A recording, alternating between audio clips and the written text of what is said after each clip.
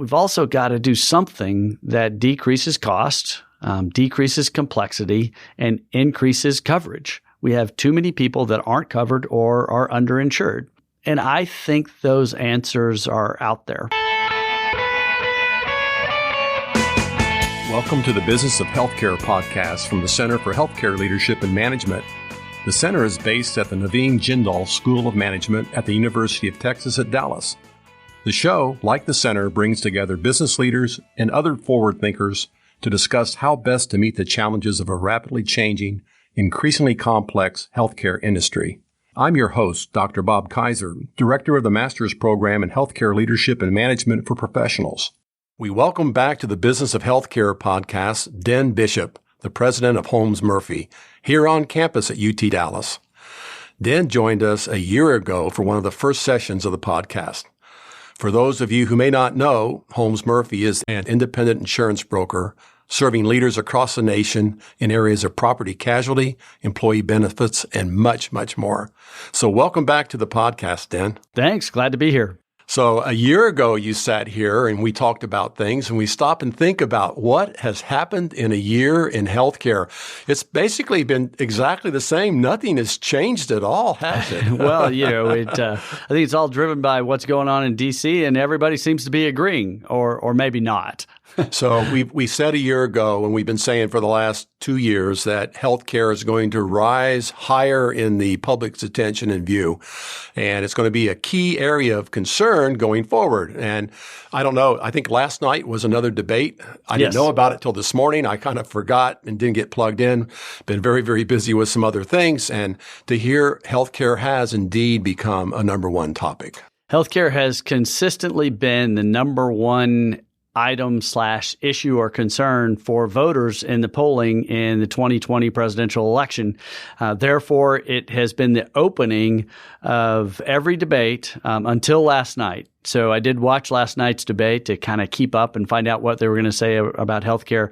And I had to wait. It was the second thing last night because the Trump impeachment hearings had actually supplanted healthcare as number one for the first time in the debate stage.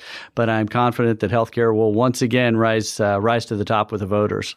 Well, that's a fact. We're going to see a whole lot more. We recently had a symposium here at UT Dallas, and the topic was Medicare for All. And we had a panel of people that really looked at it from a nonpartisan perspective, really trying to understand the different flavors of what you see and hear. So you hear things like Medicare for all, and then you hear Medicare for all who want it. And there is a number of other proposals out there on the table as well. And, when you just stop and think about Medicare in general, do people really even understand what Medicare is, let alone Medicare for all? The dimension of that's pretty complicated, isn't it? You're exactly right. In the confusion, whether we're talking about Medicaid expansion or Medicare for all or Medicare for more, there's great confusion in the country right now around what those public programs are, how they work. And I think that's making it difficult for voters to work their way through what candidates are talking about. In many ways, I view Medicare for all as the progressive equivalent of the conservative repeal and replace. That Republicans won several election cycles focusing on repeal and replace without ever really defining what replace meant. Mm-hmm. So I've got a book coming out. I actually refer to that as repeal and erase. Because they couldn't agree on what the replacement was. On the progressive side, Medicare for all is kind of that same thing. It's the rallying cry messaging of, hey, this has to be better than what we have today. But when people ask in polls, well, what is included? What is Medicare for all? There is just this great vacuum that people don't understand actually what Medicare for all is or means. In the same way, in prior elections, conservatives didn't really know what repeal and replace meant. Yes. So when we stop and look at this from a different perspective. Instead of bifurcating Democrat and Republican, if we stop and look about healthcare coverage today, I'm going to try to share some statistics and you can validate those if you would. So today, 156 million people get their insurance from their employer. Correct. Does that sounds about right? Yes. Okay. And we've got 60 million people on Medicare. And out of those that are on Medicare, probably half of those are on Medicare Advantage. So when you start to look at the uninsured or the underinsured, that's another 28 million or so. We've almost kind of got different groups broken out there in the United States that all have different needs and different perspectives. I know that insurance for someone who's healthy and they use insurance minimally, you kind of like, why am I paying so much, $15,000 or $20,000 a year for something I don't really need? But, the whole concept of insurance is to cover things that you can't budget for, right? So you're in the insurance business and you're in more than just the insurance business. You're in the business of helping people make good choices on their benefits. So when you look at those three different markets, the uninsured, you look at the Medicare market, you look at the employer-based market, they all have different needs. So how do you make that shoe fit everybody's foot?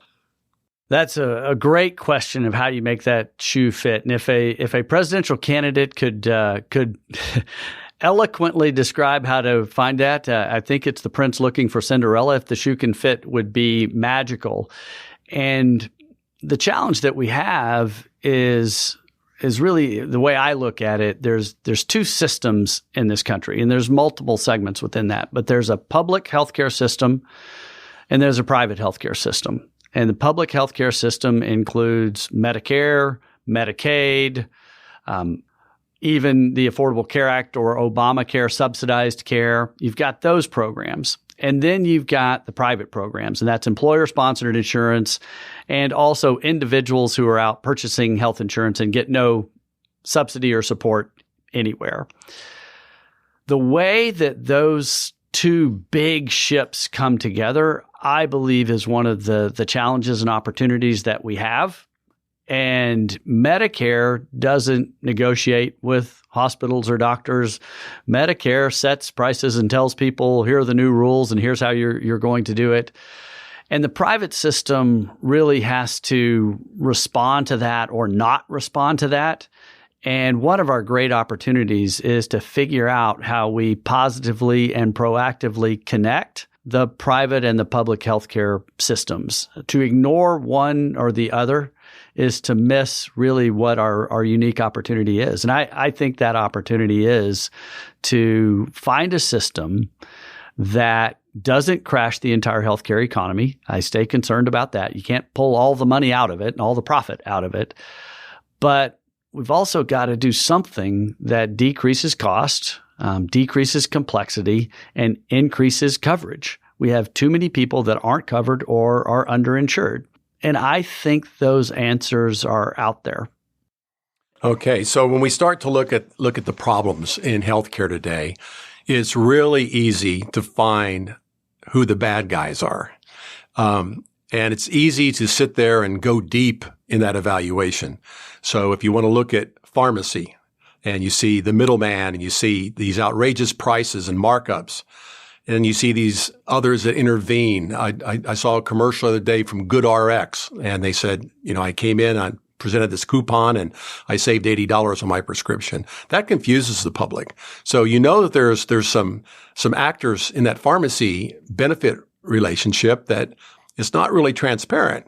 You can go to the hospitals and to the insurers, and Rand just did a study showing what they think the relationship prices are between the payers and the hospitals. And like one hospital down the road is just like the other hospital, but they 3 times the price. Why is that? So transparency becomes a big topic as well. There's consolidation. You've got CMS, the Medicare operations, looking at new test pilots, test programs, the ACOs and some of the medical homes and things of that nature. They're trying to experiment to figure out how to make things work more efficiently and better. So there's a lot of bad areas out there. But if we were to shift the conversation and say, what does it really take What should we really be focusing on today? What's the philosophy that you're trying to drive into the marketplace about health and healthcare? I think there's two directions on that. One is related truly to health, and the other is related to insurance. And those aren't always the same thing.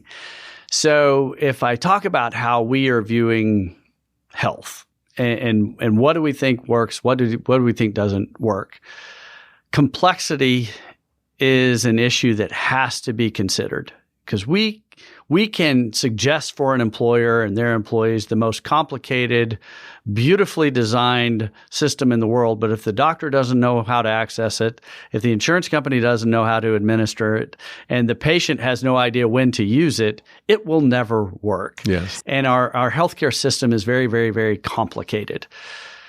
There was a study that came out about 2 years ago, and it showed that 4% of Americans could actually accurately define and apply the four big terms of health insurance: copay, deductible, coinsurance, and out-of-pocket.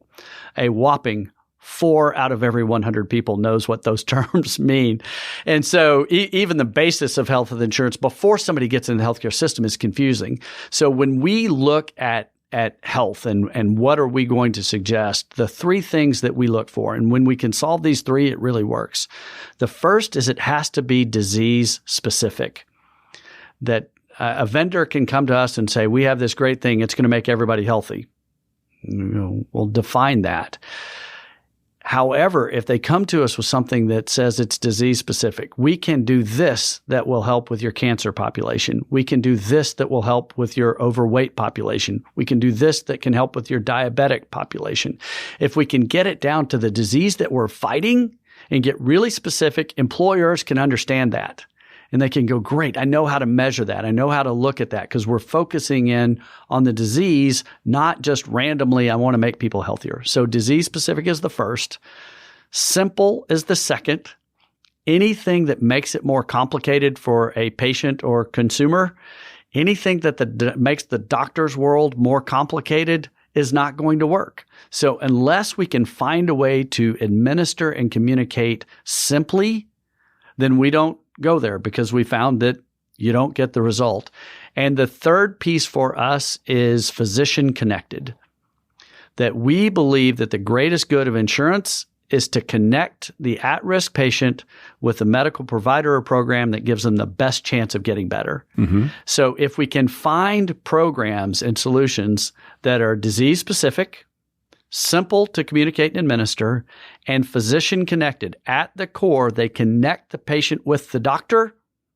We are all in. And we're finding when programs meet those three measures, they actually have a measurable outcome, a positive patient experience, and the employers get the financial savings they're looking for. That's when things win. But if they can't meet those three, there's so many shiny objects out there right now that could get implemented in an employer population, but we're not finding that disconnected shining objects actually get the quality improvements, the financial improvements. And so that's kind of our formula that we've been looking at.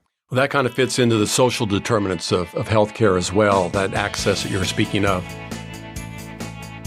This episode is brought to you by the Center for Healthcare Leadership and Management, the definitive resource for healthcare management education in North Texas.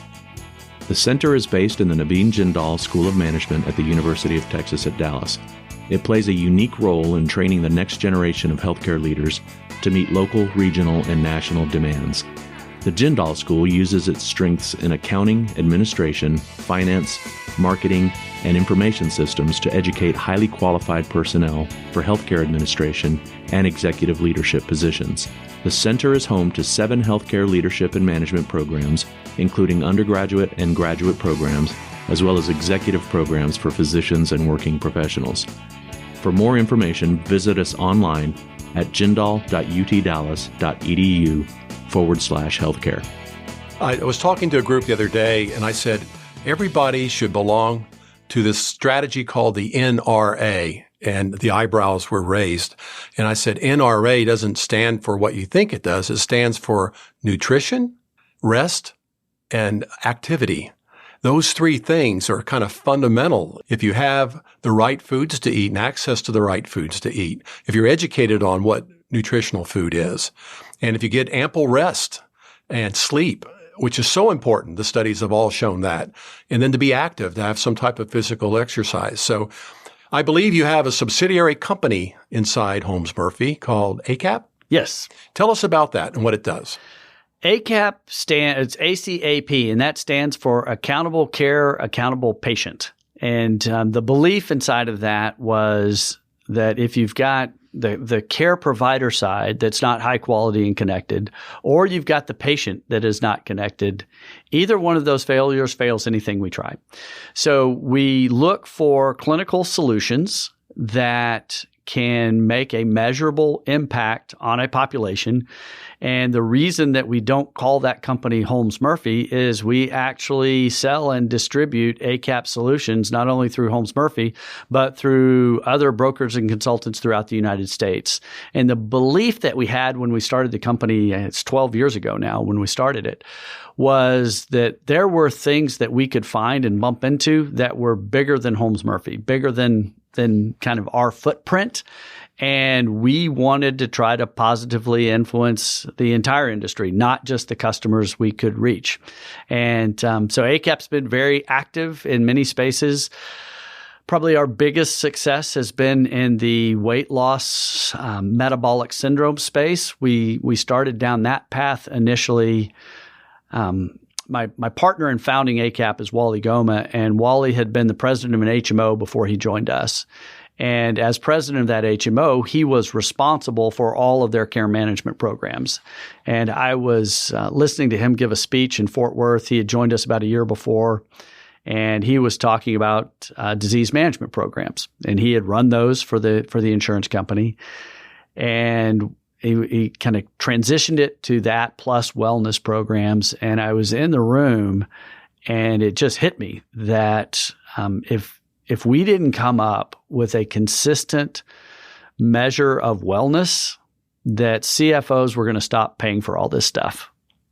And it just hit me that metabolic syndrome seemed to be in the clinical space that measure when the body starts to lose its ability to process energy efficiently, that leads to metabolic syndrome. A downward spiral. It is. Yeah. It's your body is not processing energy effectively. And when that happens, your blood pressure goes up, your waist gets bigger, your triglycerides go up, your glucose. I mean, all this stuff is connected. They're not independent factors.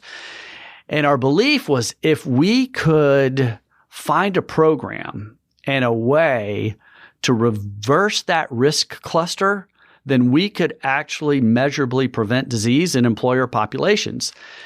And we started down the path actually and got connected with a pharmaceutical company. Sanofi Aventis was in testing to come out with a metabolic syndrome drug. It was a weight loss drug.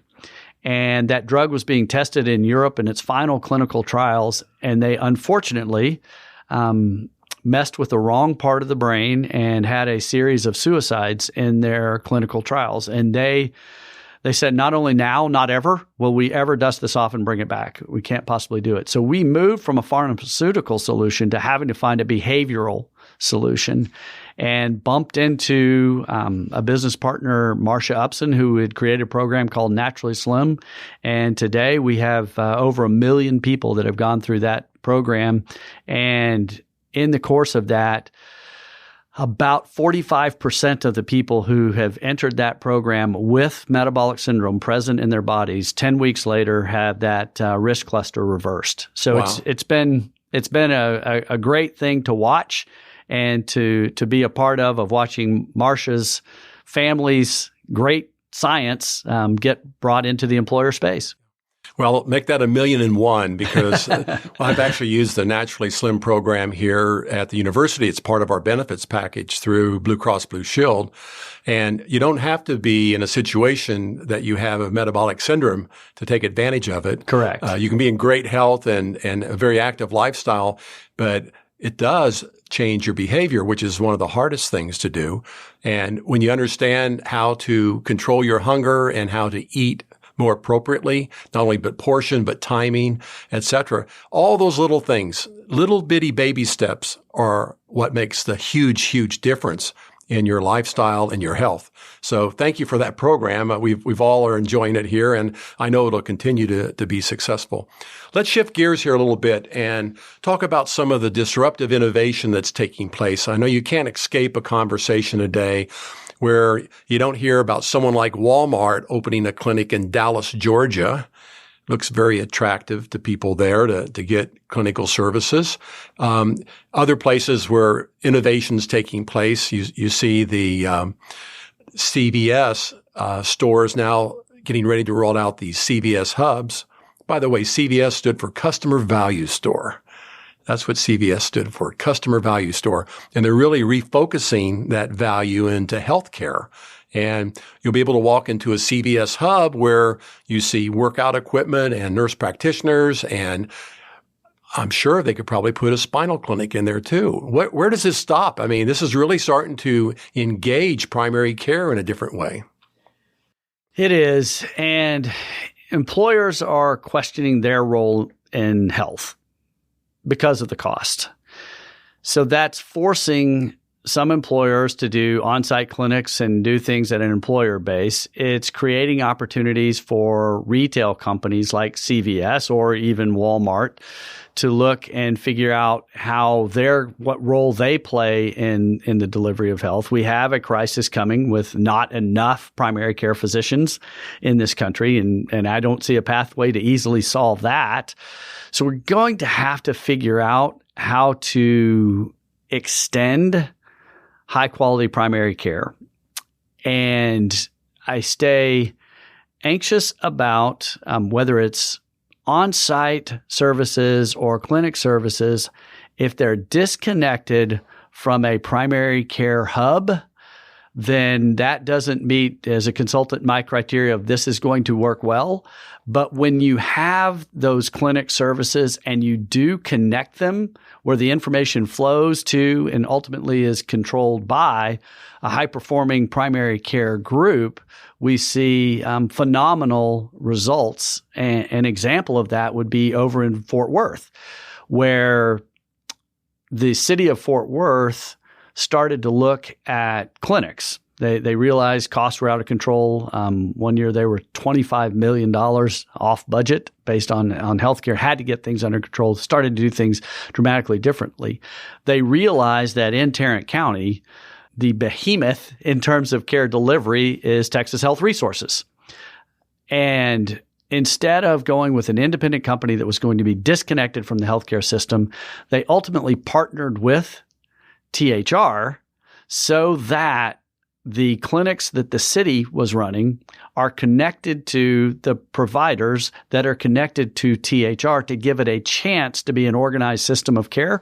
And quite frankly, they're having very, very good results. But it's because they thought about how to connect it, not just find a different access point. Meaningful use of electronic medical records, I'm sure, played a big part in that success story there. Yes. That's outstanding. One thing, kind of, if you think about innovations, I saw one thing that came across my computer earlier this week on Amazon Care. And it was what's Amazon doing in the Seattle area and piloting with their employees. And their real focus is less about on-site, and they are piloting some very innovative approaches that give people access to chat with a physician, so an online chat, a telephonic discussion with or telephonic access to physicians, at office or at home visits by a care provider, but then trying to link all of that data on the backside with an electronic health record. So it's interesting to see how technology companies and other progressive companies are maybe not thinking bricks and mortar, but are thinking maybe how to use technology and connect that, but trying ultimately to solve the access challenge for the patient. How do we get that patient who needs to access care, how do we get them at the right place at the right time with connected information? Well, the truth is that virtual care will become a tsunami because the generation behind us They get everything delivered at the push of a button on a mobile device, and that's how healthcare will be delivered as well. They will find a way to make that happen.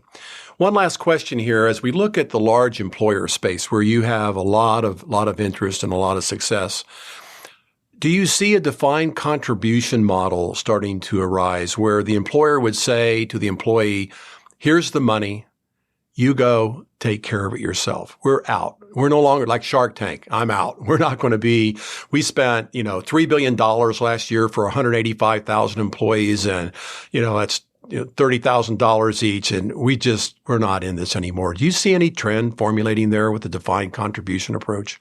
Trend, no. Infrastructure, yes. So the individual coverage health reimbursement arrangement, or ICHRA, the regulations were released earlier this year for that. And ICHRA is the Trump administration expansion of an Obama administration creation.